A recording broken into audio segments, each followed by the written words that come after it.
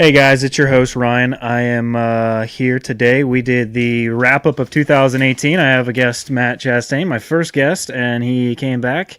We talked about top lists of all sorts, top moments in sports, top beers, top places to travel, celebrity deaths, basically anything that happened in 2018, fitness trends, all types of things. The lists go on. We talked about golf courses we want to play, our favorite teams in all sports that we watch, and our thoughts on them, and highest paid athletes, all types of things. It was a good episode. It's going to be fun. It's different. It wraps up the year. I appreciate everybody listening. I hope you guys have a safe new year and a great 2019. I'm looking forward to what I'm going to present to you in the coming year and in January. So keep listening. Tell everybody. Rate it on iTunes or Apple Podcasts. Share it with your friends. Share it on social media. You can get me at 2 Cents Worth Podcast. You can find me 2 Cents Worth Podcast at gmail.com. Cents Worth Pod is my Twitter. And I hope you enjoy this one. Thank you.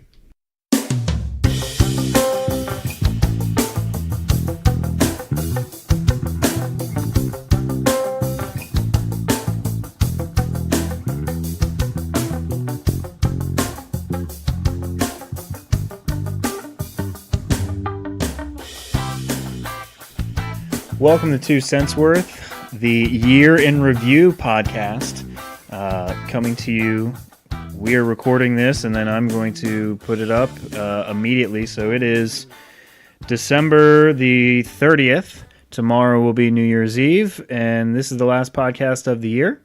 And I have my friend here, Mr. Matt Chastain. The first guest on 2 Cents Worth has come back to do the Year in Review. We are going to do a couple of things first. We're going to go through some of our want lists, I guess, and then some just things around golf, favorite teams, favorite courses we want to play, favorite courses we have played, not favorite courses we want to play, courses we want to play, favorite courses we have played, favorite podcasts that we listen to, and then we're going to get into, Matt and I picked certain lists, and we did not share them until he just got here a couple minutes ago, but we're going to go over the lists of 2018 from anything from sports and fitness to celebrities to vacations, all that stuff. So the things that came out in 2018, because it is that time of year, there were all these lists have come out for the year. So let's just jump into it. Hello, Matthew. Good morning. How's it going, back. buddy? It's good, man. Oh, it's still morning. Yep, It we're is good. morning. Yep, it is morning, and we've already cracked our first beers. So maybe we wait 4 minutes just to make it not seem like alcoholics. I already had my first sip, so I already lost. All right, so for 2018, going into 2019, we're going to start with golf because it's not the golf season, but spring is going to be right around the corner. Let's see. Favorite courses. Give me your top 3 favorite courses you've played. Top 3. I'm going to have to go Mitchell as one of the 3. Mount Mitchell in North Carolina. In no specific order. Mm-hmm. I really enjoyed Old Bow when we played Old Bow. It was one of the first real mountain courses I ever played. Old Bow is up right outside of Winston-Salem in North Carolina. And then, let me see. It's going to have to be a beach course. I think it was Jaguars Lair. Mm-hmm. Is that the one we played on the Sunday? Correct? Down there? Yeah. Yeah, that one was tough but beautiful. So those are probably my top 3. So that's at the Big Cats in Ocean Isle, North Carolina. It's 4 courses, and Jaguars Lair is the last one that we played on a Sunday. All right, mine are... I have been lucky enough to play TPC Sawgrass, the Valley course. The stadium course is where the PGA Tour is held, but the Valley course, a lot of people don't know it's a secondary course there, and that's where the web.com is played. So I think it's just cool that I was able to play the TPC Valley course, and it's hard. And then we got to drive around the stadium course, and I got to see the Island Green 17, which is cool. Where else have I played? Mid Pines in Pinehurst. It's a Donald Ross design, and the greens are some of the most craziest greens I've ever played.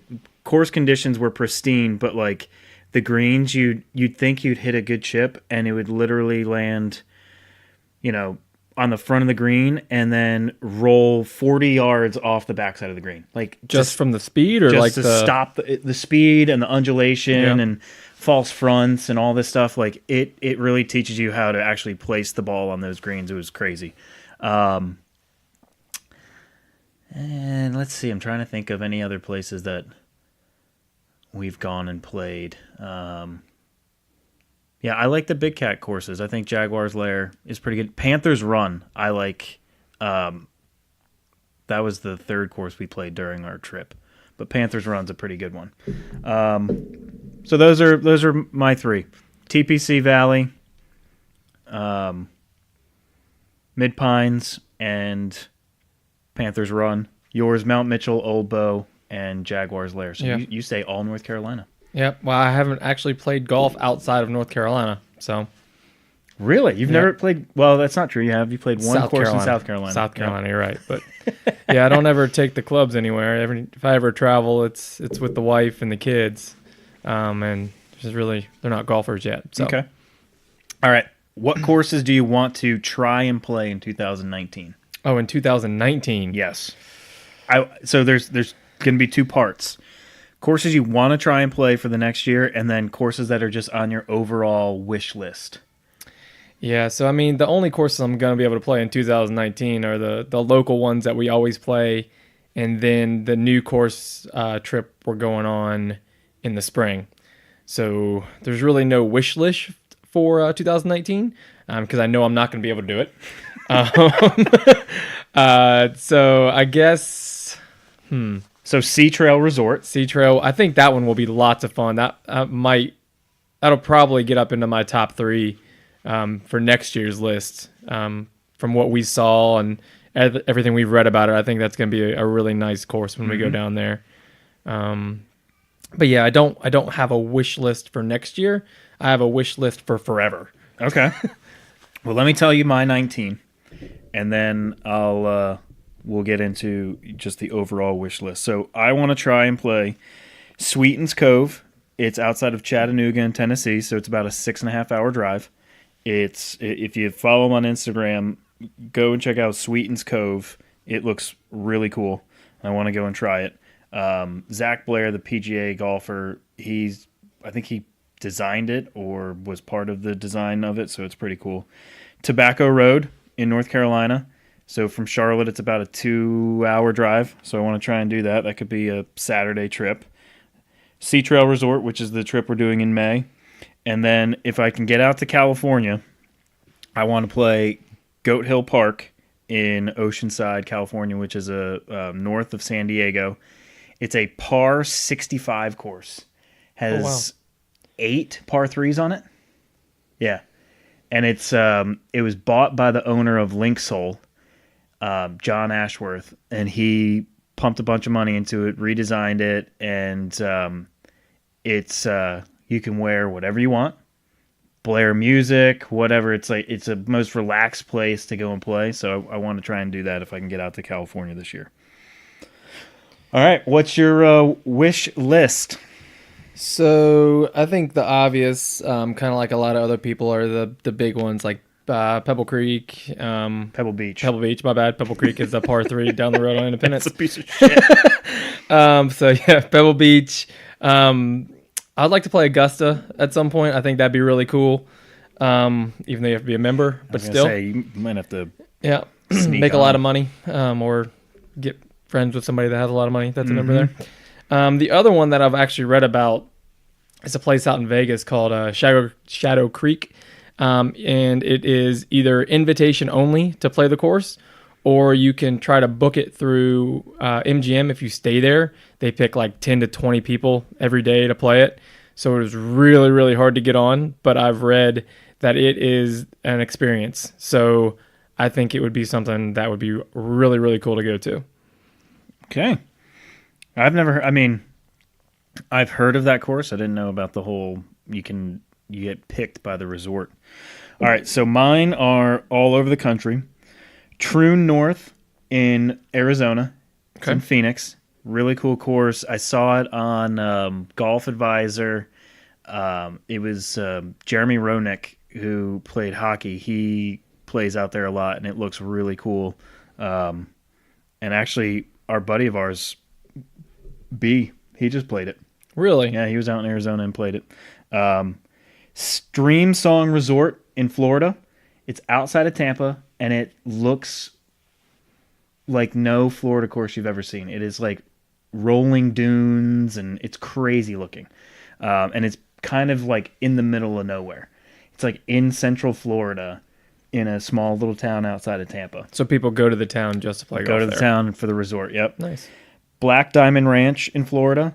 It was one of their holes was built like in a quarry, a rock quarry. So it's like around this whole rock quarry and everything. So that's just north of Tampa. You don't have to worry about gators there, at least. I hope not. And then Bandon Dunes in Oregon. There's 4 courses out there that you can go and play, and it's really cool. It's all link style, and then you're dealing with the Oregon weather and the coast and all that, so That's cool. And then the last one is Sand Hollow Golf Resort in Utah. It's outside of St. George, which is southern Utah, and it's like right on a cliff. So like think of like the Grand Canyon, and you have a golf course just sitting on top of the Grand Canyon. You have all these cliff sides and everything off the side. That's cool. So you're driving off top cliffs at times. That's pretty cool. It looks sick. So that's what I want. I'm not the resort type of guy. Other than Bandon Dunes, I guess is considered like top 100. All right, that was golf. Favorite teams. What's your favorite baseball team? Favorite baseball team is the Braves. They surprised everybody this year by being good, which was awesome. They've been terrible for the last 8 to 10 years, I guess. And before that, they had one of the best streaks ever in baseball. So that's when I became a fan. Over the 20 years that they were really, really good. So it's been a difficult 8 to 10 years, but finally got back into watching a little bit more since they were actually good this year. They were good this year. And they're really young, so they're going to be good again next year. Your NL East, though, is getting better. I know. Phillies are getting better. Mets are trying to get better. Nationals getting worse. Nationals are getting worse, yeah. Mine's the Yankees. Always been a Yankee fan. Family's from New York. Grew up a Yankee fan. Always will be a Yankee fan, and now I have the kids. Nolan's a Yankee fan as well, so that's good. We both share the same football team, the Panthers, local here to Charlotte. We do. I've been a fan since '96. I believe you have as well. Yep. I didn't even live here in '96, but we were planning on moving down here in '96, so that's when I started following them because I was like, well, I'll follow the team that I'm going to live in the city. Because at that time, I was a Giants fan, and now a Panthers fan. And unfortunately, and if you've been listening to this, you hear me talk about every week for the last 7 weeks that we suck ass because it's hard to win when your quarterback has a bum shoulder. We've lost 7 in a row, which today could be 8 in a row. It will be 8 in a row. I mean, there's no. We're playing our third string quarterback. Well, yeah, we are. What's the guy's name? Kyle Allen. Kyle Allen. So you don't even know his name. Exactly. We're gonna lose. I don't feel confident, and they're playing Teddy Bridgewater. That's the Saints' backup. Teddy Bridgewater's won football games in the National Football League. Lots of them. Yeah, that's their backup. Our backup was a kid from Old Dominion, and he's hurt. And now Kyle Allen, who I don't even know where he played. He started, I think, at Texas A&M. I don't know if he finished there or not, though. See? Houston is where he ended up, I think. So, yeah, he has lots of passing stuff. And then now the football is just continuously getting more depressing for me. Favorite college team? Do you have one? Basketball? No, football. I do not have a favorite college football team. I root for mainly ACC teams. Mm-hmm. So unless it's Carolina, I root against Carolina every time. And when we go through our college basketball teams, you'll understand why. Mm-hmm. And I root against the Big Ten all the time. So there's more teams I root against than I root for. That's kind of how it works for me in college football. Big Ten's overrated. I'm a Notre Dame fan, and if you're listening to this, you follow college football, you would have seen the massacre that happened last night against Clemson. And the state of depression that I'm in is probably why I'm drinking before noon on a Sunday. Yeah, Notre Dame. College basketball. We share the same team just as we do for college football or for pro football. Duke Blue Devils. Let's go Duke. Yeah, I mean, we were fans before all this one and done stuff, so I'm not a huge fan of the one and done. I mean, it keeps us relevant every single year. But I liked it when it was like John Shire and all those guys. And it is hard to back the team when I have to learn the team every single year. Again, for me, Rhode Island, this is crazy too, just how big Duke is. Like kind of like Notre Dame. Like Notre Dame plays home games all across the country. Last night, it was like 70-30 Notre Dame fans over Clemson fans in that stadium. Like, really? Oh, yeah. I mean, their fan base is huge. But for Duke, growing up in Rhode Island, they were always on. Every Saturday. I became a Duke fan when I was a little kid because that's what I saw. I saw them more on TV than I saw the University of Rhode Island, which was 15 minutes down the road from me. Yeah. Which is a Division I school. A big Division I school, especially in that market. And even back then, they were actually decent at basketball, too. Yeah. I mean, it was Catino Mobley, Lamar Odom. Those guys played for URI, and yet I followed Duke more than I did URI. I just remember growing up watching, like, Wojciechowski and Nate James and some of these guys that never made it pro, but were just your typical Duke player, right? Like you mentioned, guys that weren't one and done, guys that would be like 3-4 years, all starters, just good role players. You mentioned John Shire, guys like that. All right, let's switch it to an individual. Favorite golfer? I mean, I know a lot of people probably are going to be about the same thing as I'm really a Jordan Spieth fan. I like Jordan Spieth. I like Justin Thomas. I like kind of the way those guys play. They have a good time while out there. They talk to themselves just like I do when I'm playing golf. They yell at themselves. I get really pissed off when they make a bad shot, even though they have reason to be mad, and I don't. But yeah, I'd probably say Jordan Spieth or Justin Thomas are my favorite golfers. I think one, that's great for golf because, everyone was worried that golf wasn't going to be relevant. You don't have the guys that people want to follow anymore, and that's obviously not true because you have now a lot of really good stars that play. Mine is surprising to Matt because he didn't know it until I told him. Kevin Kistner. So I watched a thing on Kevin Kistner on Vice Sports a few years ago. And if you don't know Kistner, he lives in Aiken, South Carolina, which is a small town right on the border of Georgia and South Carolina, right across the river from Augusta. So that's where Aiken is. And he did this thing on Vice Sports of him and his buddies just playing like 9 holes on his course. And he just seems like this really great laid-back guy. And so then I started following him on tour, and then anytime I would go to a tour event, I'd follow him. And he's just he's got this demeanor about him on the course, like people watch like Duffner, and they're like, oh, nothing really gets to him. Like Kistner's kind of the same way. Like he doesn't let the ebbs and flows of the game really bother him. He just takes it like a shot at a time, and I kind of like that because I try and have that same aspect in golf because it is tough, especially with, I'm a 13 handicap. You're basically a 13 handicap. Like we have a lot of bad shots. And so it's hard to be like, okay, stay calm because you know you're going to have a good shot here eventually, and you can put it together and have a decent score. So I try and take that. But yeah, I'm a big fan of Kevin Kistner. Yeah, I like the explosive guys. And that's okay. Yeah. It's good. I think all of these guys are good for golf because even Kistner, he's made a President's Cup. He's a good player, top 20 or 30 in the world. He's always going to be decent. Do you listen to any podcasts? I do not listen to podcasts. Other than this one. I listen to this one. Yeah. I don't listen to every guest you have on. I listen to your Friday follow-ups or whatever they're called every time. Week in review? Your weekend reviews. I've listened to all of those. I've listened to several of the other ones. I just don't have a whole lot of time. Okay. Most of the stuff I listen to is sports talk radio, which will start dying down now that the Panthers are done. Yeah, you're not going to listen to the Hornets. So I mean, notice we didn't talk about an NBA team. Yeah, I mean, I've actually NHL team. I've actually started watching a little bit more Hornets. Kemba scored 47 points last night. We lost. That happens a lot, dude. Yeah. We are a 500 basketball team. We get to 500 and then we lose a game. Then we get to 500, then we lose a game. And yet we're still 6th in the East. That Just tells you how bad the East is. The East is. Yep. All right, so no podcast. I do. And so here are my podcasts that I listen to, no particular order. But for 2018, these are my top podcasts.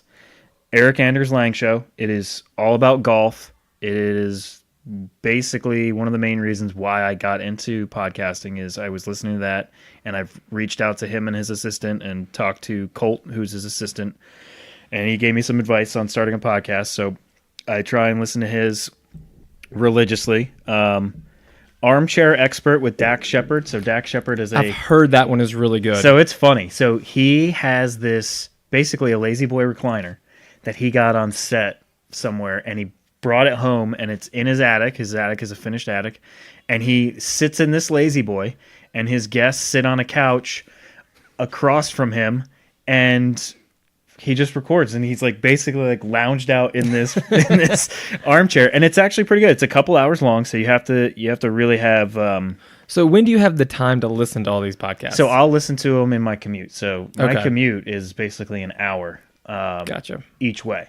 Yeah. So I have 2 hours during the day to listen to podcasts. Okay. So each day, basically, I'll pick a different podcast to listen to. So these guys only record once a week? Eric or so? Anders, his comes out Monday and Thursday. Mm-hmm. Armchair Expert comes out once a week. Short Story Long with Chris Drama Paft, his comes out once a week. What is that one about? So if you ever watched Rob and Big Yeah. on MTV, Yeah. Drama, Rob's cousin, started Young and Reckless, a clothing line. He also has this podcast, Short Story Long, where he has life coaches, celebrities. He had Josh Altman from $1 Million Listing LA, guys like that, and they talk about basically like their journey through life and how they became successful and what they do to motivate themselves and everything. So it's Very cool. cool. So it's a very motivating podcast. You know when I also listen to it? Crazy it sounds. I'll listen to them when I lift. I will work out and listen to a podcast because it's just having the people talking kind of keeps me focused and in the zone instead of music. Ooh, that sounds tough. Isn't that to me. weird? That is strange. I need something to pump me up a little bit when I'm lifting. See, for me, it's like listening to like a motivating story will pump me up. Could you listen to that when you were running, though? Oh, yeah, I do. I Really? listen to podcasts when I run. Wow. Yeah. I know, man. It's weird. That is weird. This past weekend with Theo Vaughn. So if you ever, in Matt and I's age, MTV used to have we're watching a soccer game, and the team I'm not rooting for just scored. But we're winning 3-1 still. Man United. He was on Road Rules. You remember MTV had Road Rules Absolutely. and Real World? Yeah. He was on the first Road Rules. The first, oh, geez. Yeah. And so he is a stand-up comedian now, and his shit is so damn funny. He's from Louisiana, so he's this southern boy. He's got a real thick southern accent. And again, he has like celebrities on and different types of people on. So I listen to him. Conan O'Brien started his own podcast. Really? And it's hilarious. And he's a funny guy. He's hilarious. It's called Conan O'Brien Needs a Friend. And he brings guests that he really liked on his show onto the podcast and talks to them about like why they aren't friends. Because he's like, I brought you onto this podcast because I thought we had like a good connection on the show. Like I thought we'd get along. And the whole point of the podcast is to explore like why he doesn't have a lot of friends and why people don't want to be friends with him. And so it's kind of funny. And actually how I started listening to Dak Shepard's was he was on Conan O'Brien's podcast and they talked about their story. And I was like, well, I got to listen to his podcast now because it's like one of the most popular podcasts out there. The Conan O'Brien one is? No, Armchair Expert with okay. Dak Shepard. Yeah, my wife actually told me about that one. Yep. Chapo is about the drug lord El Chapo. Oh, okay. You can only get it on Spotify. And that's a podcast. It's a podcast by Vice News. It's 20 minutes, and it is investigating journalists that go down to Mexico and like meet with a Mexican journalist, and he takes them to all the places that Chapo is very prominent and popular, and like all the things that have happened in Mexico. Sounds very dangerous. It doesn't seem very safe. Like they go into some fucking sketchy places, but it's cool because you get to learn a lot of kind of like the as much as you can, like the underbelly of what's going on in Mexico and the drug wars and how crazy it is. And Chapo is actually in Brooklyn. He's in jail in Brooklyn? He's in jail in Brooklyn and being put on trial in Brooklyn. The trial has started, so it leads up to the trial. Gotcha. And what's going on there. And then the last two that I listen to religiously, Bill Burr's Monday Morning Podcast. He puts it out on Monday and Thursday, which kind of gave me the idea of doing the week in review. Yep. His Thursday is basically like what has happened in the week. Gotcha. And it's him. He has no guests. Ever. And it's one of the most popular podcasts out there. And he literally just... And if you don't know who Bill Burr is, he's a stand-up comedian. And he's fucking hilarious. And he says all the shit that you think about in your head but never want to say because you're afraid that people are going to get pissed off at you. He says it, and it's the greatest thing ever, and it's really good. And it's about an hour. And then the last one is the Joe Rogan Experience. I think if anybody likes podcasts, you got to listen to Joe Rogan Experience just because... And they're long. Like some of them are 3 to 4 hours long. A 3 to 4 hour podcast? Uh-huh. So it's like a radio show. And he does them every day. Puts out a podcast every single day. So that's his main job. And he does UFC fights. Yeah. And he does stand-up comedy. The Joe dude Rogan does stand-up comedy? Oh, yeah, dude. He's got some that. specials on Netflix that are fucking hilarious. He's so damn funny. Yeah, so that's those are my podcasts. All right, we're going to finish this segment with what was your favorite thing that happened in 2018 for yourself? I'm going to go with the favorite thing I did in 2018. And for me, it's a vacation. My favorite vacation in 2018 was my 10-year anniversary trip to Turks and Caicos. And it was the most beautiful water I have ever seen in my life. And I've been to 4 or 5 Caribbean Saint islands. Martin, Dominican, Puerto Rico. Yep. I'm in Jamaica, but Turks and Caicos takes the cake. There is a beach there where you can walk out in the water a half mile and it's still only to your knees. It is just gorgeous. That's nice. Yeah. Mine is a little more... Yours is nice because it's a 10-year anniversary. Mine is similar to just the sentimental fact is both of my children started school, one of which went to kindergarten and actually rides the bus every day to school. And that first day of him riding the bus and like being a proud parent, and then Harrison going to school and enjoying school and learning all that stuff. It's a milestone in the household. Was this his first year in school? Harrison's? Oh, Yeah. really? Yep. Oh, he's been with your parents? Yeah. Oh, okay. Yep. Didn't realize that. All right, so that's that portion. Now we're going to get into our lists. Now, again, Matt and I, we decided that we would not share these lists with each other until we got here, and I shared what my lists are, and he shared what his lists are, but we've not looked at what is actually on the list. So, again, it goes over everything in 2018, from fitness, sports moments, celebrity stuff, brands, anything. All right, so I'll let you have the honor. Which one are you going with first? The first one I will go with is my favorite. The most miserable fan bases in professional sports for 2018. The top 25. The top 25. And I put the Panthers in there. Which is good because I wanted to see where we were. Yeah, just see where we were. And we're really good. So there was 123 professional teams? Yes. Okay, and you're going to go through the top 25. Yeah, I'll go through the top 25. And again, this isn't just for specifically this year. There is an ESPN article about it, and it has the top 5 or the 5 ways that the points were scored. So that, if you want to look at it, it's ESPN Most Miserable Fan Bases in Professional Sports. Came out on December 21st of this year. So number 1, Sacramento Kings. And they were also last year the most miserable fan bases of last year, or of all of sports.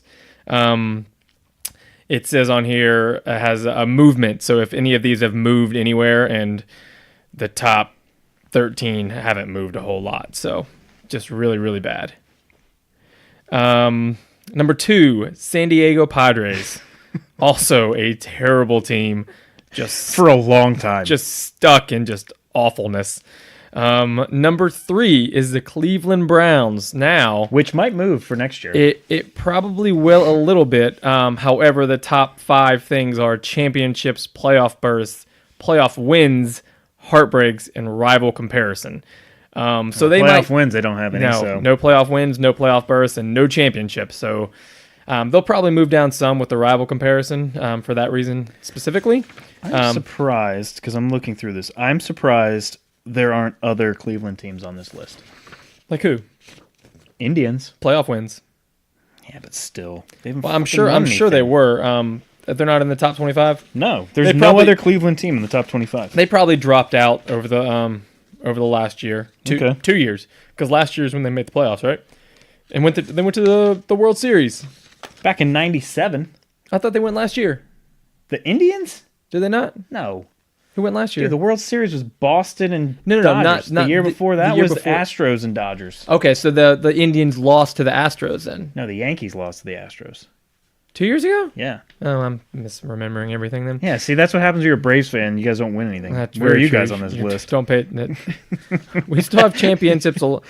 It's 25 years ago, so this is an old list. Next up, Florida Panthers. Nobody cares about hockey anyway. Buffalo Bills. They are awful ever since they had Frank Reich.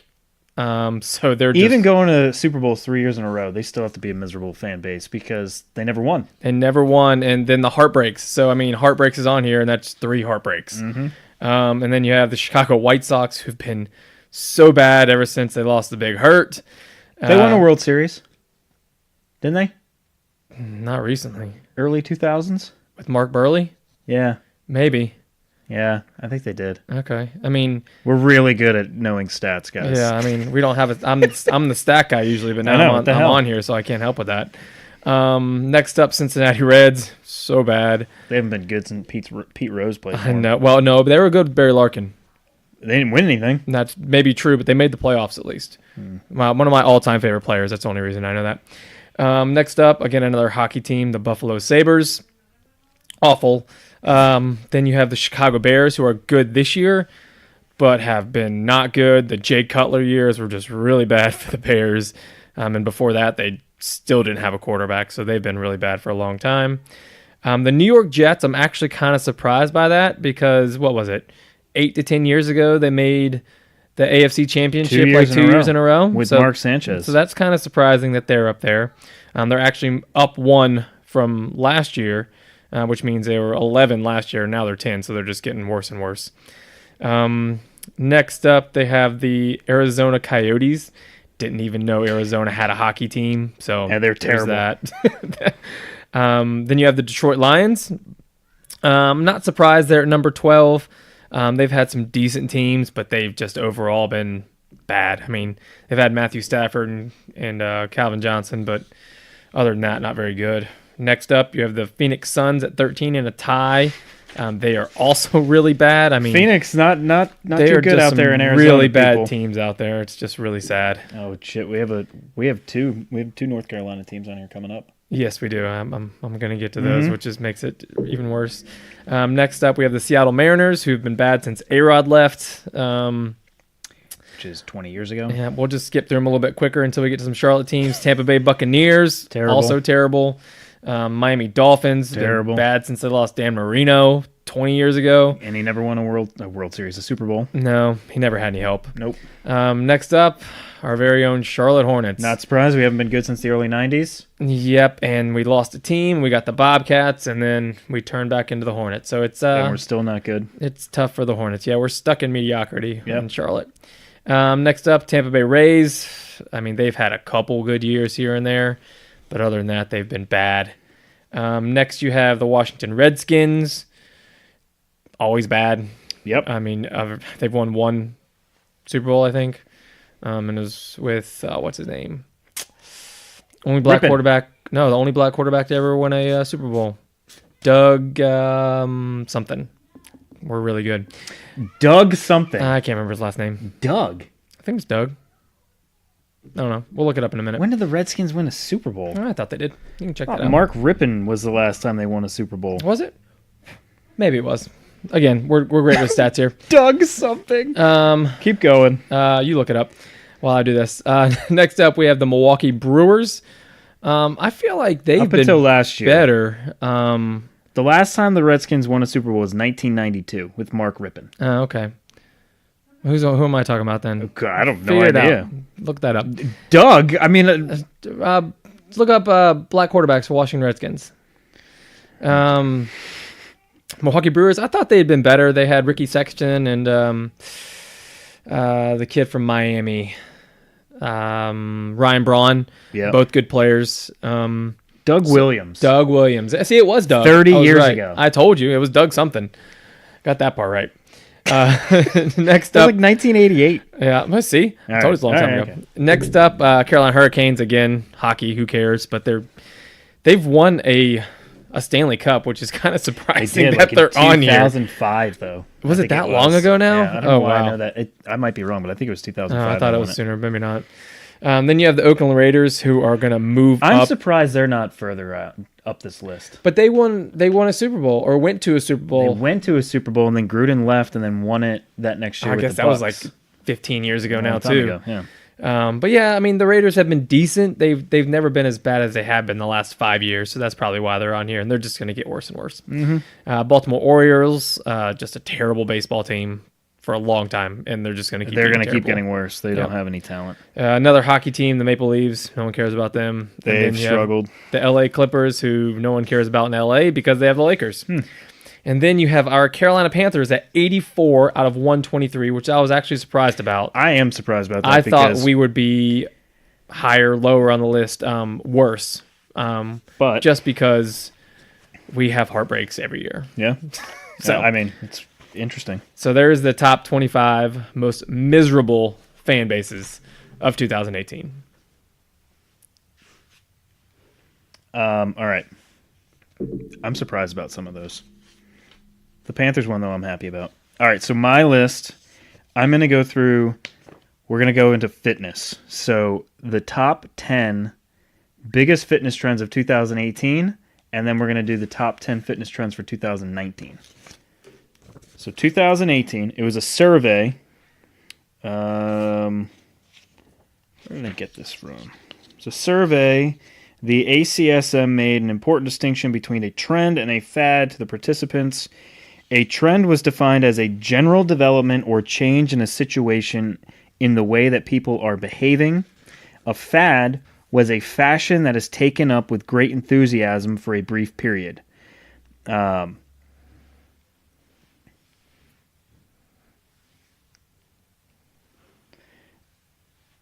For the purposes of the survey, the ACSM was interested in trends which have more staying power. Survey respondents were asked to rank 40 potential fitness trends on a 10-point scale where 1 was least likely to be a trend in 2018 and 10 was the most likely to be a trend. All right, so that's what we have. Here are the top 10 for 2018. High-intensity interval training. So HIIT training is the number one trend for 2018. And I will say I've done a lot of interval HIIT training throughout the year. That stuff makes me want to throw up. But that's why it's so great. Yeah, it's terrible for Yep. me. Group training is number 2. So fitness classes. Oh, my wife loves the fitness classes. I've done one class. I did a class at the Y years ago. Did you do it with Michael? And I thought I was going to puke. It was terrible. It was athletic training. And this lady was 8 months pregnant and she basically kicked everyone's fucking ass in the class. It was the most ridiculous thing I've ever seen. Wearable technology, so smartwatches, heart rate monitors, We'll get to something like that later in the Yep. show as well. Fitbits, Apple Watches, those types of things. That was number 3. Number 4, body weight training. So that is a popular. If you do like beach body workouts or workouts on YouTube, there's a lot of body weight stuff because you can do a lot of that stuff at home. Yeah, you can do all of it at home. So it's extremely popular. Strength training. So what I basically do at all times. That was number 5. Educated, certified, and experienced fitness professionals. So working with like a personal trainer. Well, is that different than working with? It is a different one because number 8 is personal training. So this is saying there's a growth of educational programs and certification programs that have been accredited through legitimate, and it shows the committee. A certification means that a trainer has taken a standardized test to demonstrate knowledge of gym safety, exercise form, and training principles. There's also an increased interest in more regulation of the industry, according to the ACSM. Overall, it's important that fitness professionals know their stuff to lead clients and classes in the way safe and effective. Number How 7. is that different than I don't a know. personal We're trainer? gonna read it. Number 7 is yoga. Number 8, personal training. Personal training has been a top 10 trend since the survey began. Getting one-on-one time with a trainer can help. Part of this trend is also in making sure personal trainers are educated.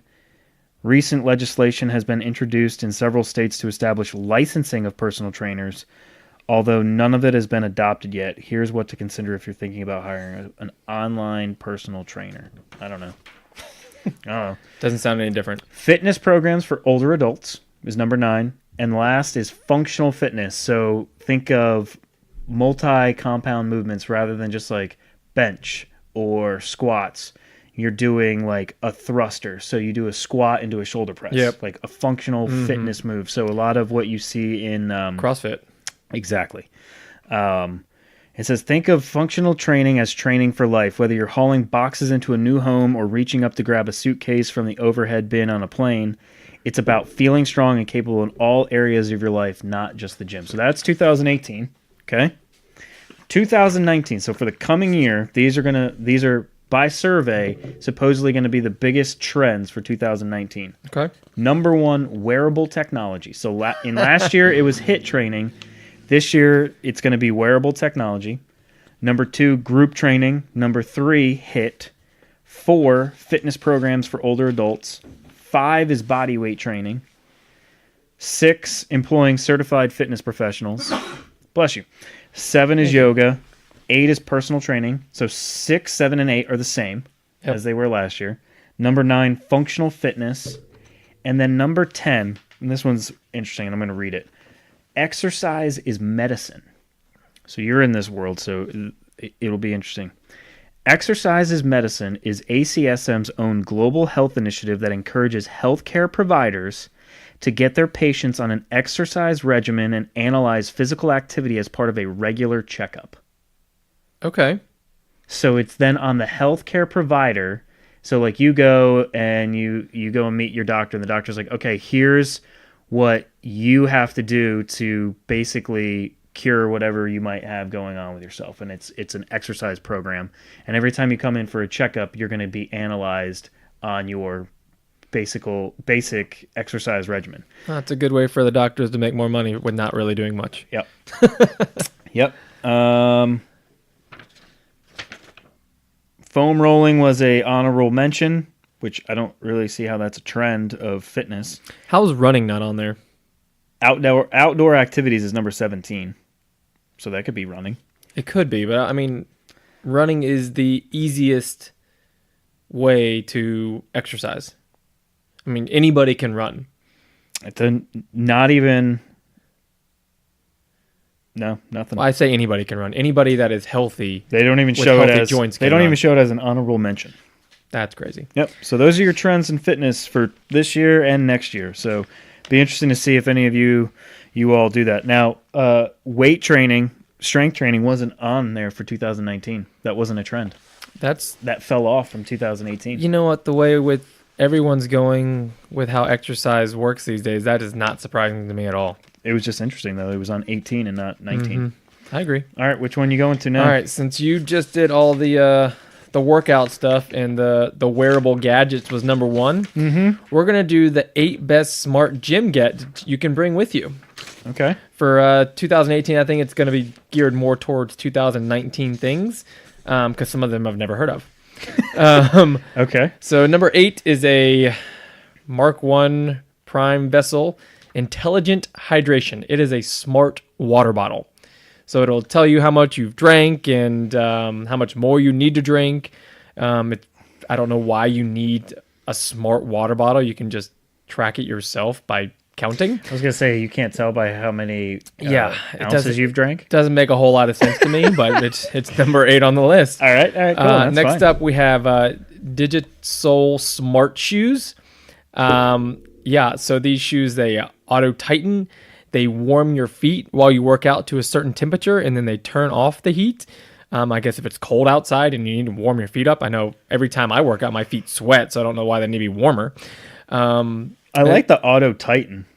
It's interesting. It's scary too that it could tighten too tight and then break, and you can't get them off. That's stuff I worry about. Just I don't know why. It's like, okay, I don't know. Anyway, you have a weird fear of of your shoes not coming off, of technology not working the way it should be and hurting you. Yeah, that's the fun of it. Yeah. All right, and then it also tracks movements just like a wrist wearable, like our watch tracks our movements and stuff like that. This does the same thing for the shoes. Next up is something called a Sculpt. It measures your body fat and muscle on, I think it said like 24 or 25 different parts of your body. So that's very interesting. I don't know how 25 different parts of your body can get muscle gauged on it, but sure. Next up, you have the Sports Coach earbuds. By Jabra. You can jam out and receive audio guidance.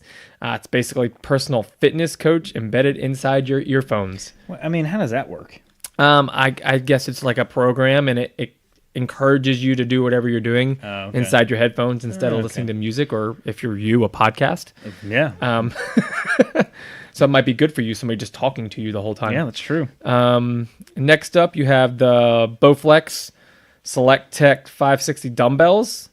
These things can count reps and sets. They can track your weight, your personal goals, and your progress. That's actually kind of cool. That weights can track your weight, reps, personal goals, and progress. Yeah, I do like the reps because there are times where myself and Pete will forget how many reps we've done. Yeah, I don't know if it talks to you or not, but it'd be pretty cool if it counted out 1, 2, 3, 4, something like that. And then if it keeps your progress for you or something else you don't have to write down, it can kind of go back and look to see what you've been doing, which is kind of cool. That was 8 through 4, so the top three. Top three, we have a fitness scale.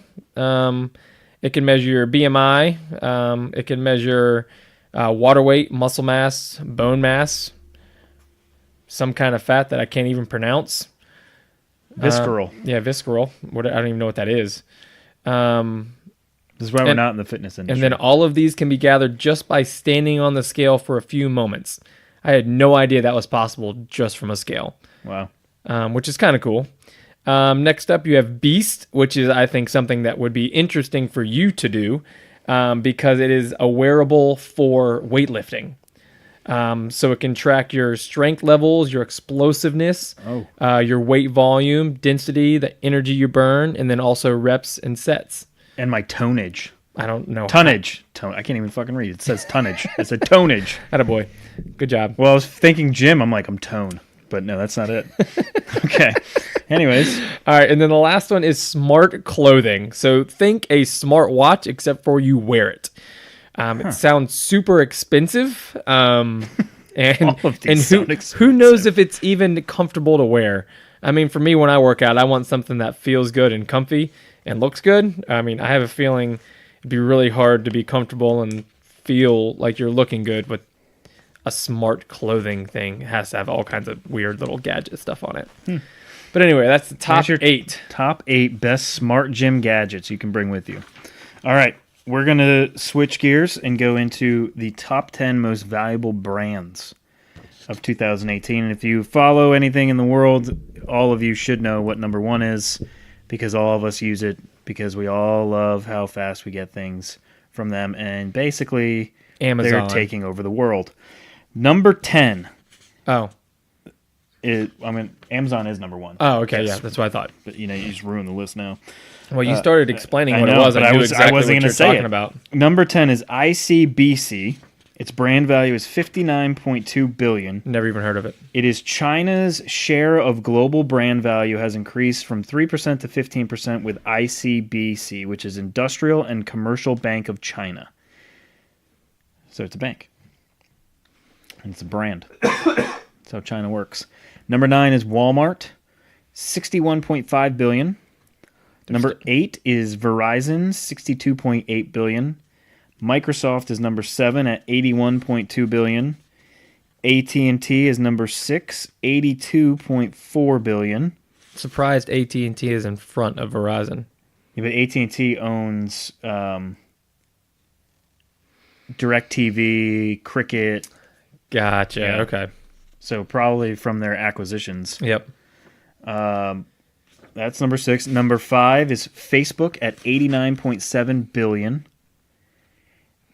Think about this. They increased 45% from last year. And they had one of the biggest hits ever over the summer. Like one of the worst years ever from a publicity perspective as well. Number 4 is Samsung at $92.3 billion. They're up 39% from last year. Google was rated number 1 last year. They dropped to number 3, $120.9 billion. And the top 2 are Apple at $146.3 billion. And number 1 is Amazon, which was ranked 3rd last year. They are at $150.8 billion. They've increased 42% from last year.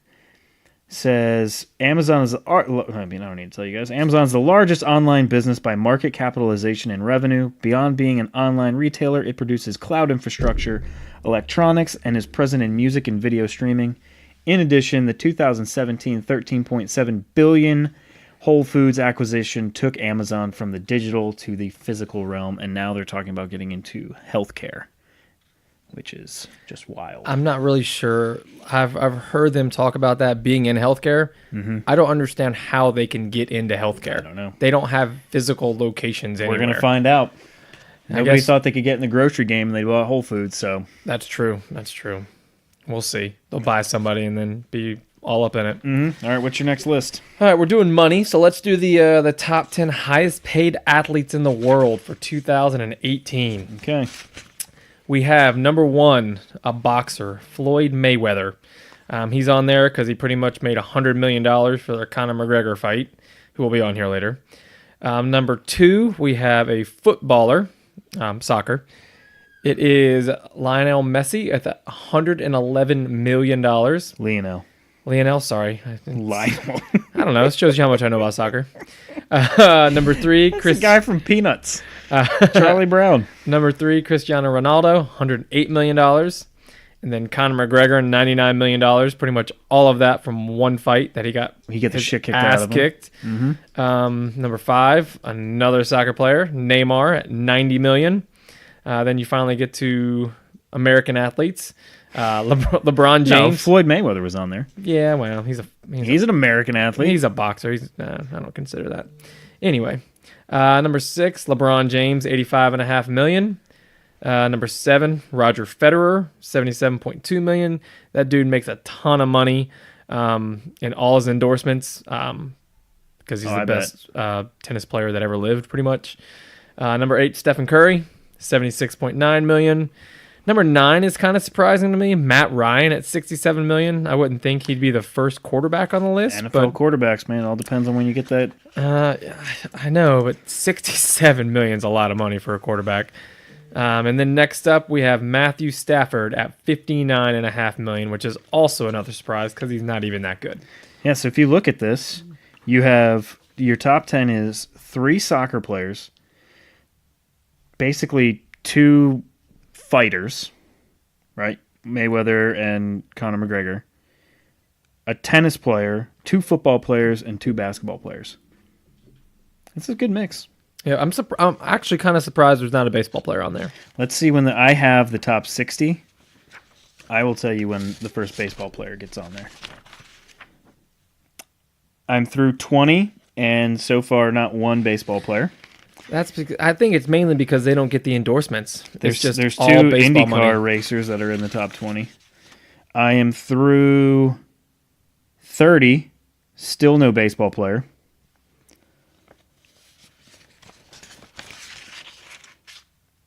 There it is, number 37, Clayton Kershaw. Really? Clayton Kershaw, $34.5 million. Baseball. First baseball player on the list is number 37. And the next baseball player is David Price at 47 at $30.7 million. Albert Pujols at 49, $30.3 million. And that's all baseball money, too. Yep. Justin Verlander, 53 at $29.4 million. Miguel Cabrera, $29.2 million. He's at 54. And that's what it is. Only one of those guys is actually worth that money at this point in their careers. Yeah, well, that's the thing. Like, guys don't in baseball, you don't get these big contracts until basically you're already over the hump. Right. Okay, interesting. All right, let's go with. I got 4 more. Let's go with. We'll go beer. Oh, okay. No, we'll do beer last. All We're right. doing beer last. Let's do from my Golf Spy. I will give you the top 10 golf drivers for 2018. Number 1 is the Ping, and if you don't know my Golf Spy, my Golf Spy does their own individual testing. They have testers that you could become a tester for them with products. If you play enough golf, they'll send you the product and you have to use it a certain amount of times, or you can become a tester in their local area. They're out of Virginia, but they're basically the non-biased. They're not sponsored by anybody. They're not owned by any of these big companies. So they come out and they just give you it's all based on the stats that they've collected from all of these people coming and hitting these clubs and using the clubs or balls or anything. So this is it's like the top 30, but I'm going to give just the top 10. The number 1 golf, no, I'm going to go 10. Yeah, start at the back. Number 10, the Wilson Staff C300 driver. Wilson's Wilson's Wow. making a comeback in golf, man. That's They have surprising. some really good irons, too. Number 9 is my driver that I use, the Titleist 917 D3. Number 8, TaylorMade M4. Number 7 is Ping G400 Max. Okay, I just want to point that out. It's the Max model. Cobra King F8 Plus is number 6. And now here's your top 5. Mizuno ST ST180. Number 4, Callaway Rogue. Number 3 is the Callaway Rogue SZ. Callaway Rogue SZ, okay. That's that model. Number 2 is the TaylorMade M3 440. What is your guess that the number 1 driver is? What brand? TaylorMade already has 2 on there. Mm-hmm. So I'm not can't be the M1 or the M2. Nope. No, gonna- because they didn't come out this year. They came out last. Okay. I'm going to go Ping. It is Ping. The Ping G400 LST is the number 1 driver by my Golf I've Spy. heard really, really good things about Ping. I've never actually hit them, but I've heard their drivers are really good. So it's dispersion, which means from your target, what's its average like yardage away from it, is the best by any driver. It is off center on average 15 yards. Whereas most of the other drivers were 17, 18, 19. Some were 20 yards off of. And how do they test it? It's so Just a motorized. no humans. Oh, okay. And so that's the difference between them and like the big manufacturers. Big manufacturers will hit their clubs off of robots, and that's how they get like distance and speed Yeah. and all that. These are actual people like you and me can go out to their shop in Virginia or be a tester for them and test the clubs as a regular golfer would hit a golf club, and that's where Okay. they get all their stats from. Gotcha. Ball speed off of the Ping, 134.99. Its carry average 218. Those guys don't hit the ball very No, far. they That's do testing not. it then. Nope. Their total, the carry was 218. These guys aren't hitting the ball very far. But So I wonder if that would be like a top driver for us then. it's the most forgiving club I've heard out there, driver out there. So Well, it that's could be. good. So that would be good for us. But I mean, we're carrying.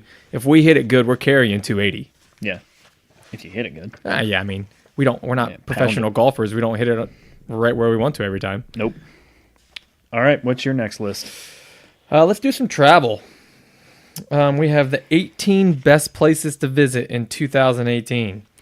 We'll start with 18 and go up front. A lot of these places you won't find me going because they seem kind of dangerous, or getting there is a little dangerous, but we're going to go through them anyway. We have Yunnan, China. It's a mountainous area that borders with Vietnam. Probably not going to China. Cajamarca, Peru. It's in the Northern Highlands. It actually sounds really cool. Not sure you're going to find me in South America either, though, so might not go there. One place I really do want to go, though, is Portugal. I think Lisbon, Portugal, which is number 14 on the list, would be really, really cool. I've never been to Europe, so I think Portugal is someplace I really want to go. I really want to go to number 14. Number 13 is Pyeongchang, South Korea. Won't find me in South Korea either.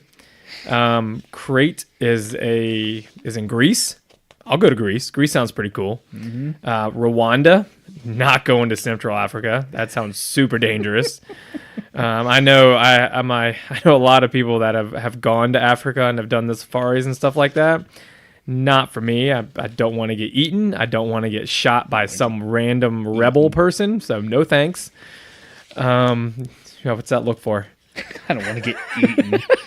Jesus. Hey, I know somebody that's gone to Africa, and they said that they've heard animals being killed right outside their tent, and then lions rubbing up against their tent at night.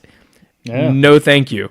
Like, if you have to go to the bathroom at night, I'm not even getting out of the tent because I'm going to go in my tent. Bring a bottle. That's crazy. Next up, you have Perth, Australia. Don't know where Perth is in Australia, but Perth Australia is sounds on cool. The western side of Australia. How do you know that? I know geography. I don't. I'm terrible with geography. So Sydney is basically southeastern side of Australia. Then you have why am I drawing a blank now? It's the other big city in Australia. Melbourne. Melbourne is basically southern Australia, and then Perth is on the western side. I mean, there's only like 4 or 5 big cities in the entire country. That's true. I've still never heard of Perth, and I wouldn't know where it was if I did. It's a long flight from here. Yes, it is. Basically a day. Mm-hmm. You got to fly to LA first, and then it's like a 12-hour flight from there. And then probably to Sydney and then to Perth. Yep, exactly. And then next up, we have Essaouira. I have no idea if that's pronounced correctly. Morocco.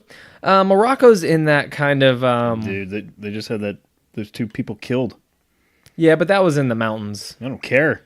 Yeah. It is generally safe, though. Yeah, I mean, it's kind of in that area where it's safe, but there are areas that are not safe. It's kind of a mix for me, so you never know.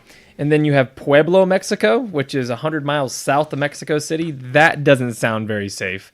If I'm going to Mexico... I'm going to tell you, right now, nowhere in Mexico sounds very safe. That's true. But if I'm going to Mexico, I'm going to a resort city, and I'm staying on my resort and not going anywhere. Okay. Anytime you hear something about somebody, they have gone out to see the culture of Mexico, I would love to do something like that, except for the fact that I probably won't make it back. So I'm definitely not doing it. Not right now. Next up, you have Nagano, Japan, in the mountains. I could go to Japan. Japan sounds kind of cool. You have a comment about that one? I thought you did. No. Okay. I think Japan's cool. Next up, you have Banff, Canada. I've been to Vancouver. Where the hell is Banff? I have no idea. I should have put that in there. Banff, Canada. Yep. Look it up. I am looking up. Vancouver in Canada is really cool. I've heard Toronto is also awesome. Montreal is awesome. Is it? Okay. I've been to Montreal. Montreal is awesome. Yep. The city never shuts down. That's cool. Like, I got home to my hotel room at like 3 o'clock in the morning, and I left basically just like a happening party at a cigar bar. Like, it does not shut down. It's crazy. That's cool. Yeah. But yeah, Canada's cool. I like Canada, so I'd probably go there. Nevis, absolutely. I love the islands. So you could find me in Nevis at any point. So it looks like Banff is a mountainous like resort town right outside of Calgary. That sounds cool.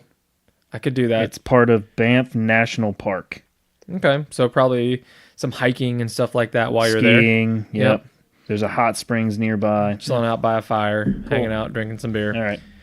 Next up, you have Serbia. I'm probably not going to Serbia. Then Malta. Probably not going to Serbia. I'd go to Malta. Malta sounds cool. And then a national park in Cambodia. Probably not going to find me. Our buddy's there right now. Who's in Cambodia? Andrew. Oh, that's right. He's going all over the place. Yeah, well, he's in Vietnam right now, but he was in Cambodia earlier this week. Mm-hmm. And then you have the Cape Verde Islands, and I've heard they are gorgeous, so I would love to go there. And that is number 1 on the list for places to go in 2018. Do you remember where you got that list? CNN Travel. CNN Travel. Okay. That's interesting. Yep. Because I have Forbes Travel Guide. And it is completely different. Is it really? Forbes Travel Guide, 18 top destinations of 2018. Sydney Okay, yeah, I see that. is number 1. Okay, so yours was... Cape Verde Yep. Islands. All right, so I'll start at 18 and work backwards. But Sydney was number 1. Detroit, Michigan, number 18. This is a terrible list already. Nobody wants to go to Detroit. Detroit, Michigan. We're not sure if you've heard, but the Motor City is reviving to get back into the spotlight. It doesn't matter if you're looking into the world of cuisine, entertainment. It's a solid A for the way it's changing outsiders' antiquated perceptions of the blue-collar destination. And when it comes to hospitality, the city may be making its biggest strides.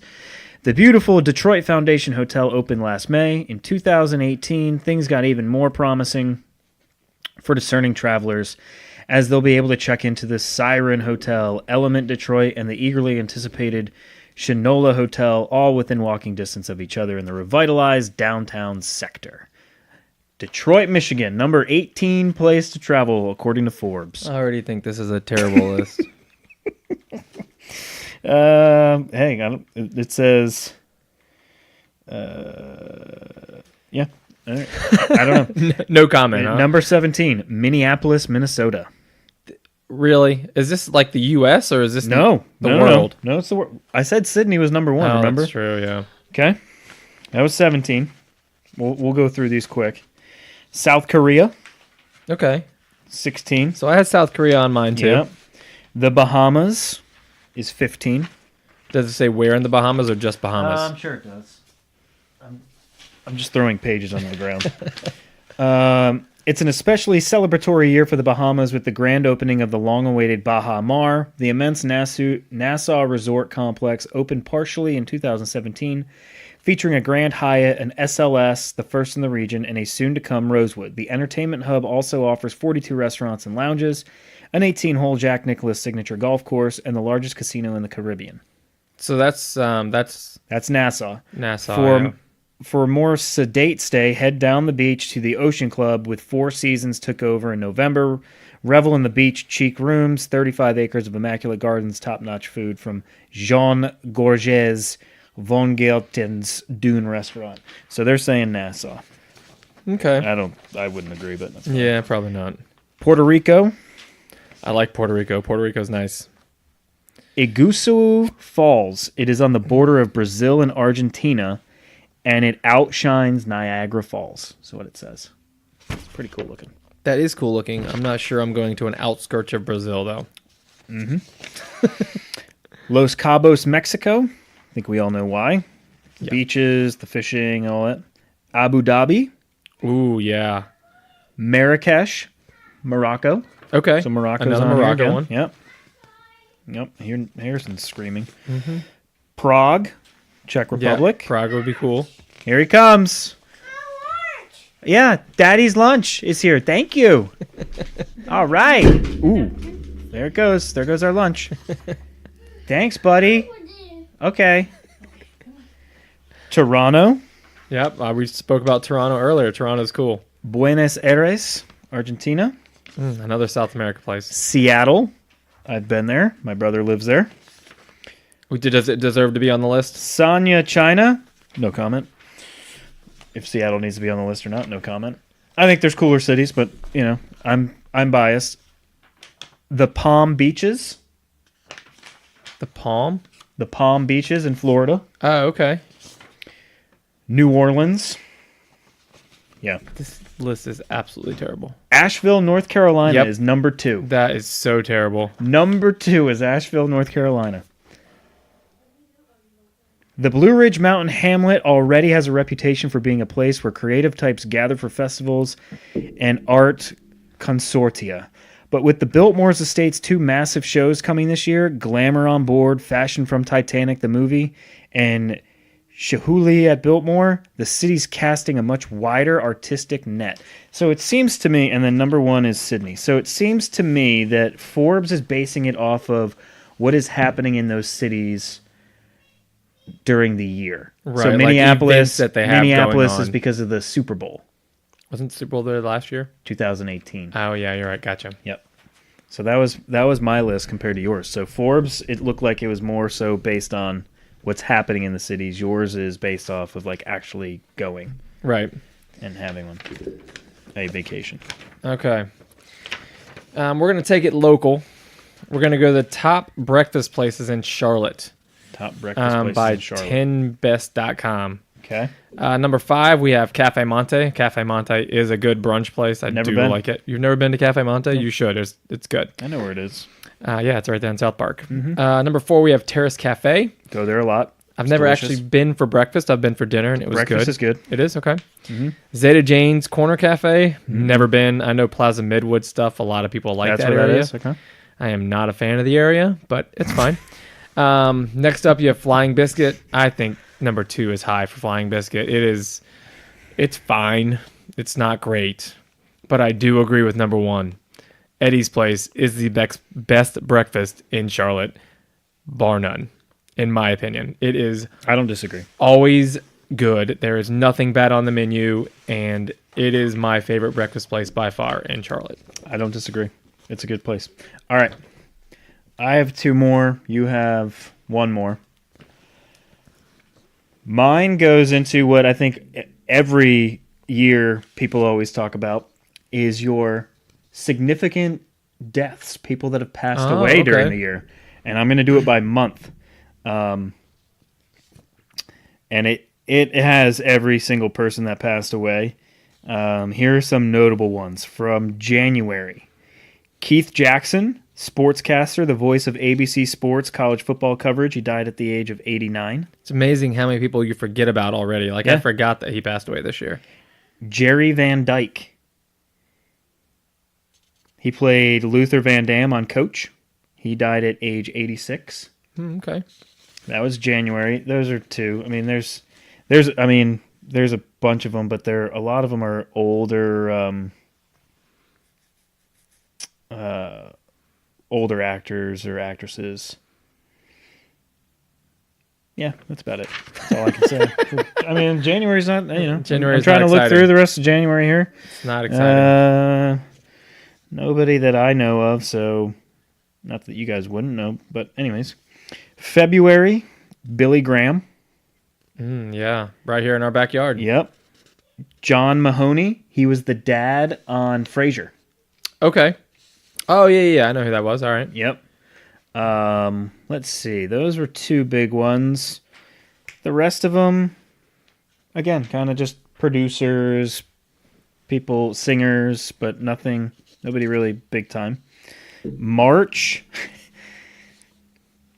Frank Azruch. You know who that is? Heard the name. He played Bozo the Clown. Oh, my gosh. Yep. He died at age 89. It's a bunch of old people. Bozo the Clown was on from 1959 to 1970. Yep. A big one was Stephen Hawking. Yep, that's a big one. That- Everybody knows that name. Yep. Stephen Hawking, physicist, honorary fellow of the Royal Society of Fine Arts, a lifetime member of the Pontifical Academy of Science, Easy for you to say. and the recipient of Presidential Medal of Freedom. Died of ALS, age 76. Wayne Huizenga, owner of the Dolphins, the Marlins, and the Panthers. He died at age 80. He owned all 3 sports franchises? And I he did owns, not know that. I think he owns some golf courses too. Oh, okay. He must have got in early because they don't really allow the cross ownership anymore. Nope. Well, he owns a bunch of car dealerships too, or he did. I think that's where he got all his money. Yeah. So that was March. April. Vern Troyer. Mini-Me. Mini-Me died. That was an overdose, wasn't it? Possible alcohol poisoning. Yep. Age 49.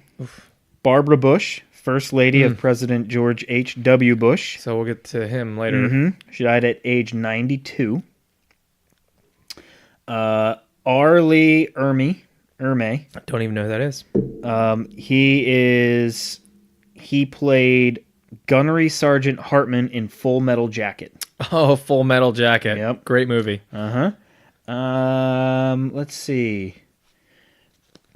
Nobody really else for Avicii, EDM star. Doesn't help me any. So he is electronic music producer, and he died. It says suffered from acute pancreatitis, but it doesn't say what he died from. I think everything points to that he killed himself because of that disease that he had.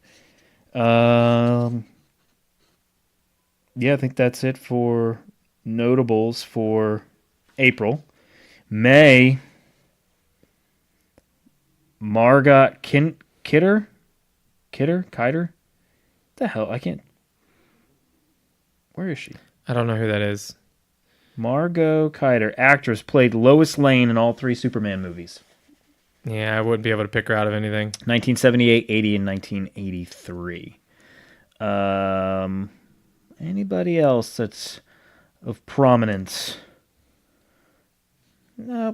May was a pretty slow month for deaths. June. Sounds awful. This one bothers me the most. And I haven't watched his show since he did it because I can't bring myself to watch it because he was a very influential person to me. I did. Anthony Bourdain. Oh yeah, Killed himself. he did. Age 61, suicide. Kate Spade, Suicide again. 55, suicide. Yep. Charles Krauthammer, if you watch Fox News, he was an analyst on Fox News, Pulitzer Prize-winning columnist for the Washington Post.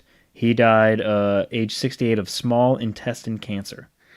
And Joe Jackson, the father of Michael Jackson. Oh, wow. The father and patriarch of the Jackson family and the Jackson 5 died at age 89 of pancreatic cancer. July, if these are the 3, they put like prominent people. I don't know any of these people. Yeah, let's just skip July then. If we don't know. Well, I'm just going to see if there's any others on the list. Oh, okay. Nope. Whoa, somebody died at age 101. Who? I don't know. It got cut off. August. Stupid printer. Charlotte Rae. She played Edna Gardner in the TV sitcoms Different Strokes and The Facts of Life. I know the shows. I don't know who she is. Aretha Franklin. Yep. Died at age 76. Robin Leach. Lifestyles of the Rich and Famous. Robin Leach. Yep. Yeah. He died at age 76 of a stroke. John McCain, age 81 of a brain tumor. It's a terrible one. Neil Simon, 91 of renal failure. And I think that's it for August. September, Burt Reynolds. I forgot that Burt died Reynolds at age passed 82 away. of cardiac arrest. Mac Miller, rapper, drug overdose, age 26. That's about all that we would know. Richard DeVos, co-founder of Amway and owner of the Orlando Magic. He died at age 92. October.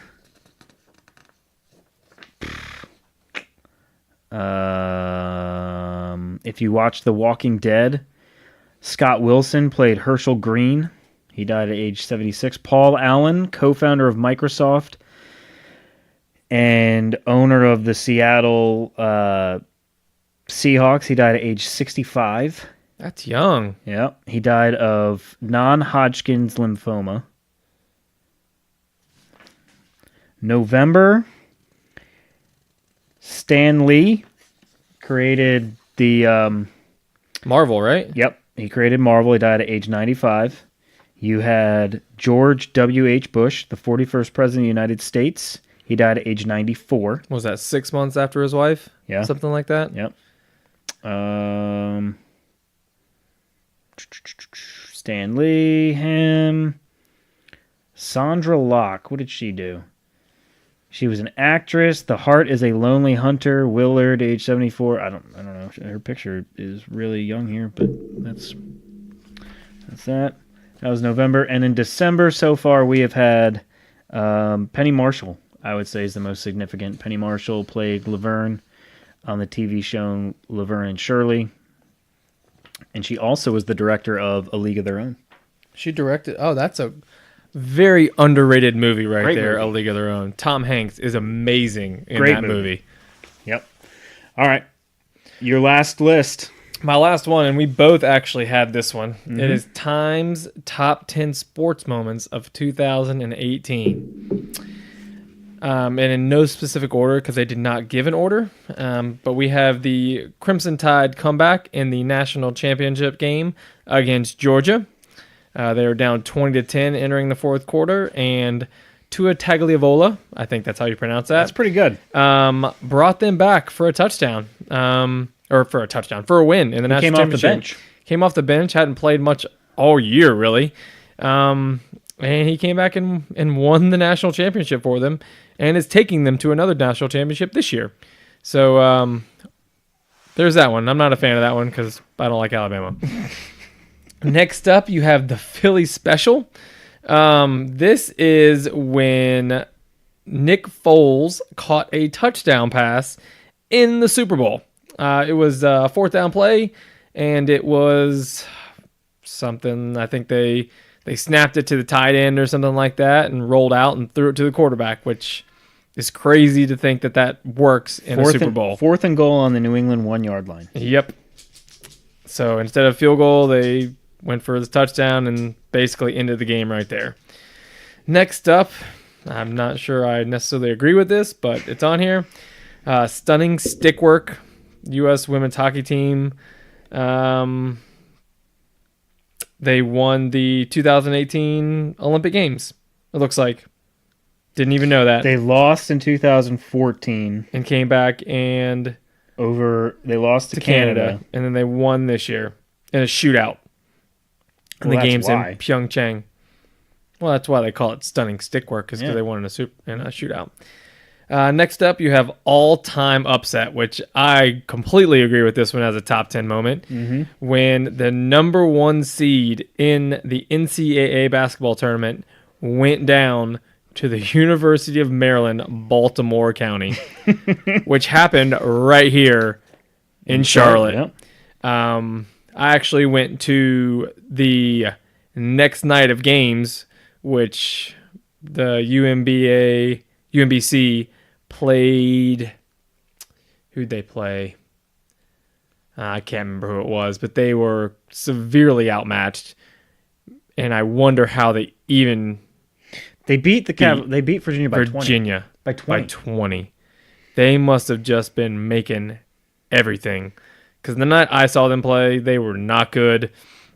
Oh, and Carolina played Texas A&M. Don't remember who they played, but it was not even close, and it was not a good game. It would be an 8 or a 9 seed. Yep. Mm-hmm. Whoever that was in that side.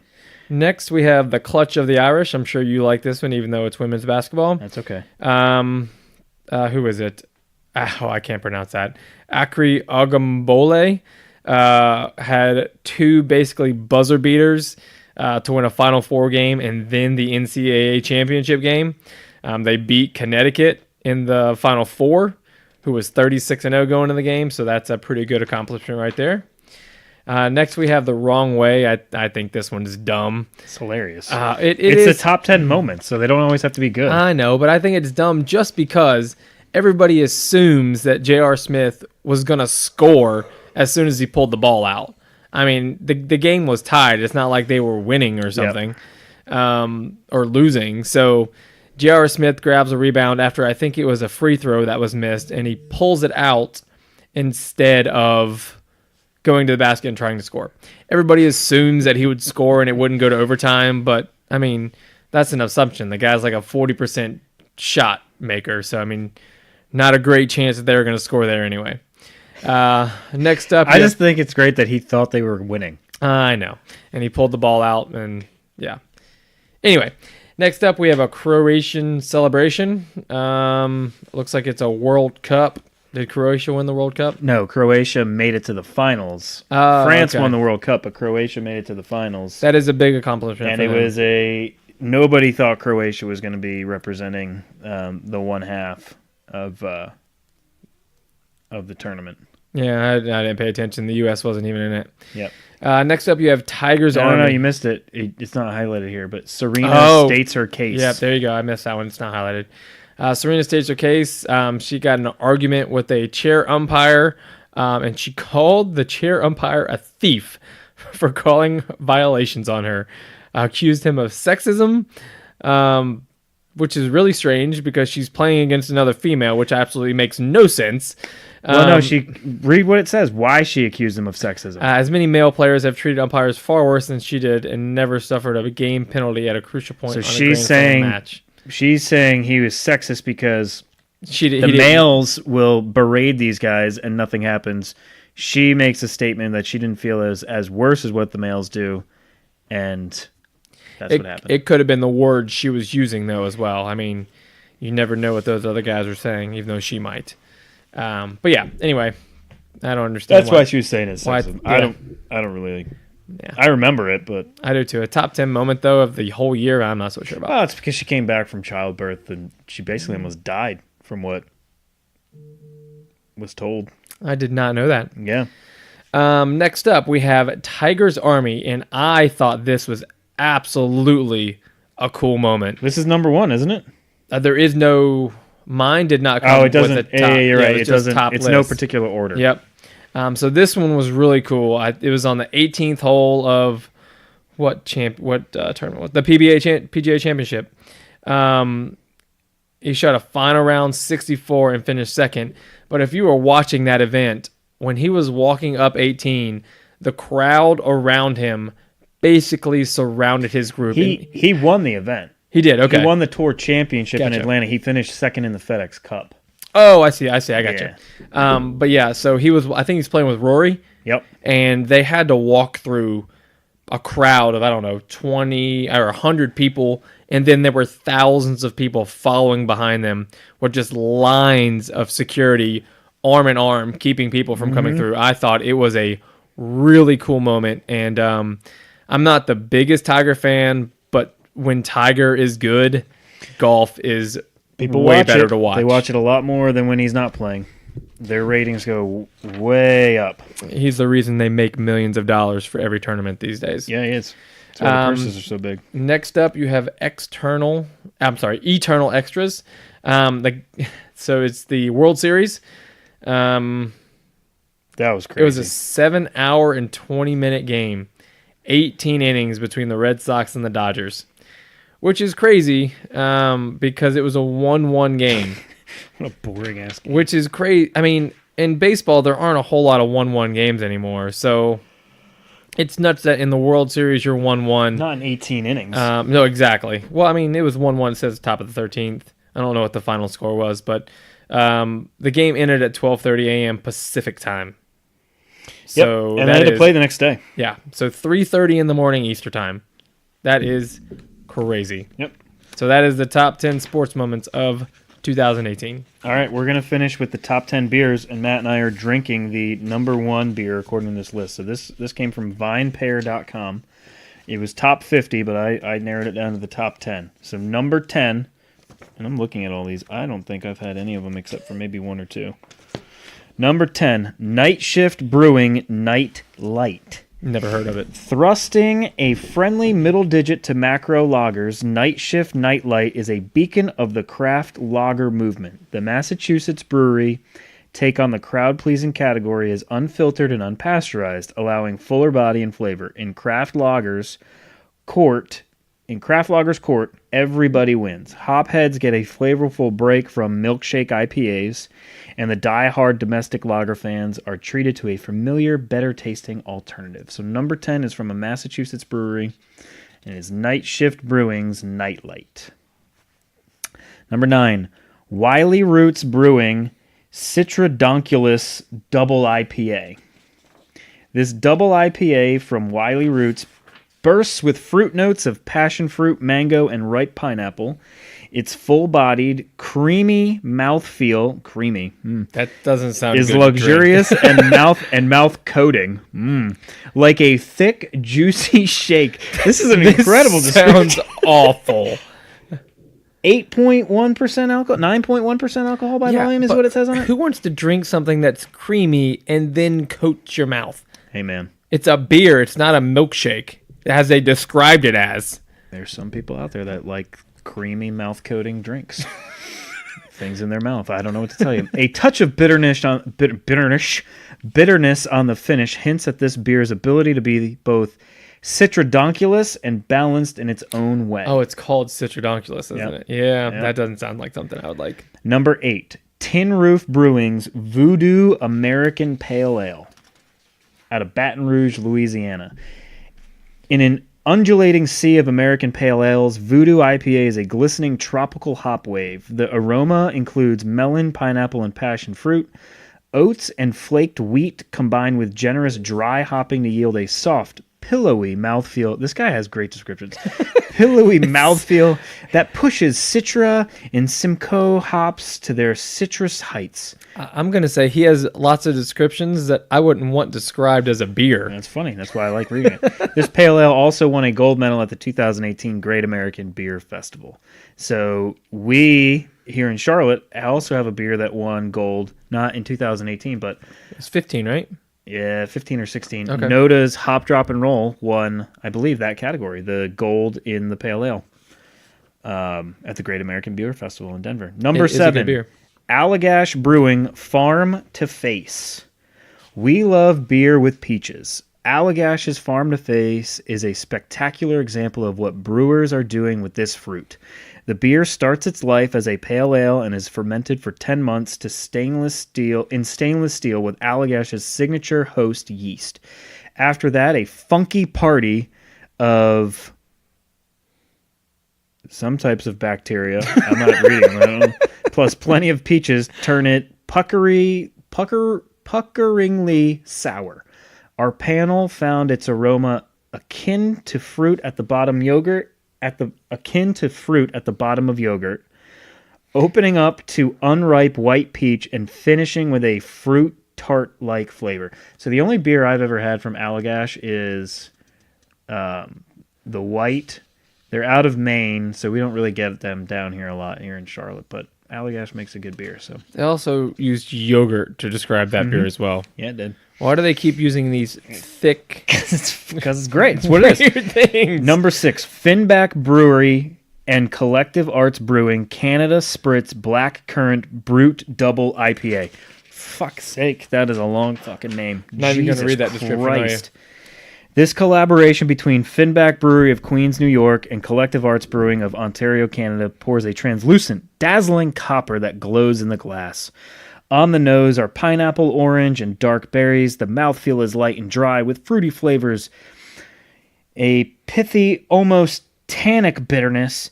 During our tastings, one panelist said the beer achieved the best aroma on a beer in a long time. Weeks later, in a separate tasting, another panelist called it the best beer I've had in I don't know how long. That sounds like a better description. It's light and dry on the palate. That's what I want. I don't want something that coats my mouth. You don't like creamy things that coat your mouth? No, that sounds terrible. Number 5, Industrial Arts Brewing Wrench. One of several stellar IPAs from Industrial Arts. Wrench is unique among New England-style IPAs. It goes full haze, yet feels simultaneously restrained. The beer pours egg yolk yellow without mirroring milkshake thickness on the palate. Here he goes again with the milkshakes. It has an intense aroma of peach and pineapple juice. A lot of pineapple in a lot of these beers. And adds sweetness with not a whole lot of flavor. That pleasantly bitter citrus. A hint of a spicy finish punctuates this exemplary New England IPA. It sounds like this guy just wants a spiked milkshake. Yep, he does. Oh, here's an interesting one. Crooked Stave Artesian Beer Project Sour Rosé. Rosé's a wine. It's now a beer. According to this, they made one. Among the rash of rosé-inspired beers and ciders we tasted in 2018, Crooked Stave Sour Rosé emerged victorious. I can't even read that word. Breton... Oh, I'm not reading it. Sour Rosé achieves a delightfully, subtly compared to other rosé brews, wild fermented and wildly compelling. This Beyond Beer begs to be paired with a cheese and charcuterie spread or a roast chicken dinner. This is also the cult brewer's first 100% oak-aged sour beer in cans. Interesting. It says it's wild fermented in oak with raspberries and blueberries. Where is that one made at? I don't know. It doesn't say. Yeah. Crooked Stave, Artesian Beer Project, whoever they are. Look it up. I've never heard of any of these breweries. Dude, because we live in Charlotte, so we know a lot of the Charlotte ones. Beechwood Blendery Funk Yeah is number 3. Beechwood Blendery is extremely careful to state that this beer is not a lambic. However, it is as close to a Cantillon. Jesus Christ, what the fuck are all these words that I can't read? Oh my god. The dude likes to use milkshake to describe beer. Tasters were drawn in by its sour ale, golden hue, and apricot aroma. Its flavor was a journey, one taster noted. Some of these fucking people. It was a journey. Get the fuck out of here. It was a drink. It lasts 10 minutes, guys. It was a journey, beginning with mouth-watering tartness, opening up to oak and stone fruit, and finishing with a lemony zing. Funk Yeah took home a gold medal for the 2018 Great American Beer Festival in the Belgian style or sour ale category. So that was number 3. Number 2. Once again, another beer that we've never heard of. Two Roads Brewing Tanker Truck Series. Sauvignon Blanc Gauche. That's another wine, by the way. Sauvignon Blanc Gauche unites two of your favorite things, gauche and classic white wine. On trend with its tropical fruit notes, think passion fruit, lemon, and citrus, and expertly dialed in with a tart, salty base, this new addition to the Tanker Truck series is at once invigorating and restrained, finishing dry with a crisp mineral finish. The series also includes Persian lime, plum, passion fruit, and clementine versions, all of which we loved. Until now, these beers were fermented in a tanker truck parked outside the brewery. But come 2019, Two Roads Sour Brews will find a new home in a new blending facility on the property, Area 2. They like a lot of weird fruits in their beer as well, it sounds like. Okay, the number 1 beer of 2018, and we're drinking it for this show today, Sierra Nevada's Brewing Hazy Little Thing IPA. Sierra Nevada made an epic comeback in 2018. For years, its pioneering pale ale was increasingly overshadowed by newer breweries' trendy releases. With Hazy Little Thing, Sierra Nevada was back in the limelight. This hazy IPA pours a cloudy golden orange and has tropical fruit aromas of mango, pineapple, and ripe citrus. Its medium mouthfeel bears a telltale, juicy essence that's both a nod to the trend and proof of Sierra Nevada's enduring expertise with hops. This beer is available in all 50 states and exceeded our expectations time and time again. That's it. Those are our lists. Do you have anything else? I don't have any. Well, I have another travel list, but it actually had a bunch of the same ones that I had on my list before, which I thought was strange because I'm surprised Charleston, South Carolina wasn't on any of those lists. I am too, because it's such a great place. It's supposedly the number 1 place to travel in the world. One of the best cities to travel to in the world. You know what I mean? I can see that. We traveled there this year together with our wives, and we had a great time. I've gone twice. I went back for my anniversary. Twice. There are lots of rooftop bars. There's great food. You're on the water. History. Lots of historic buildings. And then if you want to drive 15 minutes, you can get to the beach. Yep. Great walking city. I mean, it's an amazing place. I'm surprised it wasn't on any list. I am too. I'm surprised some of the more islands weren't on there too, because that's just my personal opinion that the islands are amazing. But anyway. Yeah, I mean, there wasn't a lot of resort type places, but it might just be popularity wise of just trying to get people to go somewhere else. Very true. Very true. You don't know. All right, you got anything else? Let me think. What are you looking forward to the most for 2019? Just in general? Yeah, in general. So we mentioned it a few times on here. Got a couple of golf trips. That's always exciting. Going to play a new course that we've never played before. We're making the trip longer this year than we normally do. Usually it's 2 nights. We're going to do a 3-night stay. We also have vacation together. We're going to the Dominican, which will be fun. We've both been to Punta Cana. We have not been to this resort, so that'll be cool. See how this grows. This podcast grows. That'll be interesting. I mean, I'm 2 months in basically. And just to see, it does take a lot of time to grow something, get the word out there. But just to see, like New Zealand is the number 2 country outside of the U.S. that downloads this thing. That's very cool. Spain is number 3. So I mean, it's awesome that you're just international in general. It's weird because I was telling another guest, it's like, why does somebody have interest in this in New Zealand? I was just one of the hashtags that you put on there. They follow it and and they listen and they like it. I mean, that's just kind of the way it works. So it'd be cool to see who I can get on from a guest perspective. Starting the new year, I will have guests on here that aren't my friends. So having conversations with people I don't know, and It'll be different. It will be different. I did one this morning before you got here. That'll come out next week of someone I've never met before in person. We've talked before, but not in person. So that was interesting. And it was a good conversation. It's a good episode. So that it'll be cool to see how this thing grows. Like I said, 2 months in, and I think the hardest thing is going to be just how to keep it relevant and get the content out there that people want to hear. Yeah, I mean, I can see that. And also just having a guest every week it's tough. I mean, obviously there will be repeat guests of some people that come on. But finding new, interesting people every week is a chore by far. I want to have the repeat guests on there because I'd rather have conversations with people I enjoy than have somebody on here that I don't know and be awkward and not good. Yeah, and not natural and having a good conversation with somebody. Yeah, like the guest I have for next week, it was right off the bat just good back and forth conversation. There wasn't awkward silence, and so it was a good thing. But there's going to be some of those that I'm sure are going to be. You might have to edit a little bit. I'm going to have to pull things out of them to actually. Yeah, I know. I'm actually have to edit one of these things. Pull answers out of them. Yep, that's going to be the tough part. But yeah, that's my 2019. What about you? All the travel we're doing. We're going all over the place this next coming year.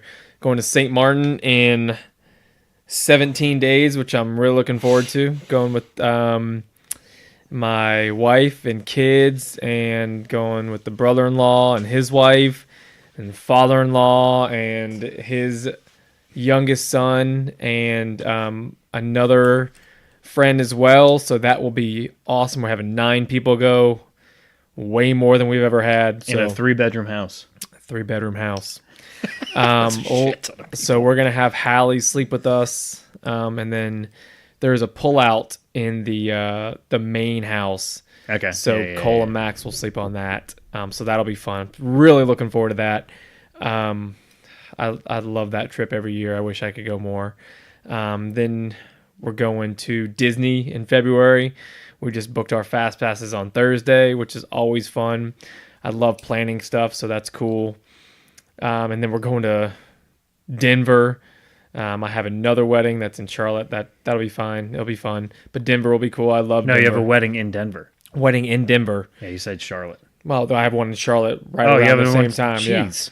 Yeah. And then we have our golf trip around that same time as well. So it's end of May. Yeah. So I think the week before I'm in Denver, or I have the other wedding in Charlotte. I'm not even sure, to be honest with you. No, it's the other wedding in Charlotte because April is your trip to... Why do I know when your trip to Denver is? Because I don't know. I know why, because I had to rearrange the golf trip 6 times. Yeah, not just because of me. There were other was other people, but... Yep. And then we have our Punta Cana trip, which will be lots of fun, all-inclusive with friends.